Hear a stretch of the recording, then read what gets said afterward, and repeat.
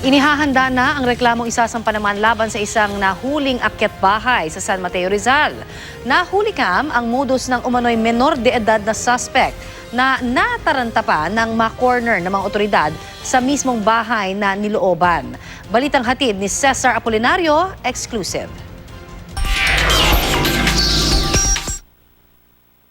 Dumating sa target na bahay ang menor de edad umanong suspect pasado las 11 ng gabi nitong Biyernes saka agad pumasok sa loob.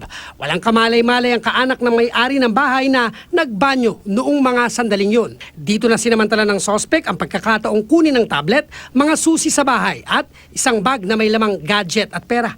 Pumasok din sa tindahan para maghalugog. Dahil sa ingay na narinig ay nakaramdam ang kaanak ng may-ari ng bahay. Kaya nang sumilip sa monitor ng CCTV, dito niya nakita ang suspect. Kaya nagpatawag na ng barangay. Pagkakita niya ngayon to sabay takbo siya ngayon. From kitchen, takbo siya sa terrace at inilak niya yung terrace. At tapos? Tapos, yun na nga, sabi niya, may tao, magnanakaw. Nakatunog lang ang suspect na booking na siya nang malamang dumating ang mga otoridad. Dahil nilak na ang pintuan, nakulong siya sa tindahan. Dito na nataranta ang suspect. Nang mapagod, ang suspect na mismo ang tumulong sa mga otoridad na magbukas ang gate. Nasa yung mga magulang mo? Ewan ko. Hindi mo alam? Na-recover sa suspect ang mga ninakaw. Nahulihan din siya ng patalim. Pang-ilang beses mo na ginawa yan? 4, sir.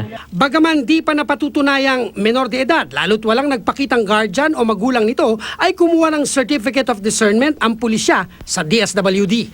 Bukod sa robbery, sasampan siya ng kasong illegal possession of bladed weapon. Kung makakuha siya ng birth certificate as patunay na talagang minor siya, Ano po pwede mangyari? so the DSWD will release. Cesar Apolinario, GMA News.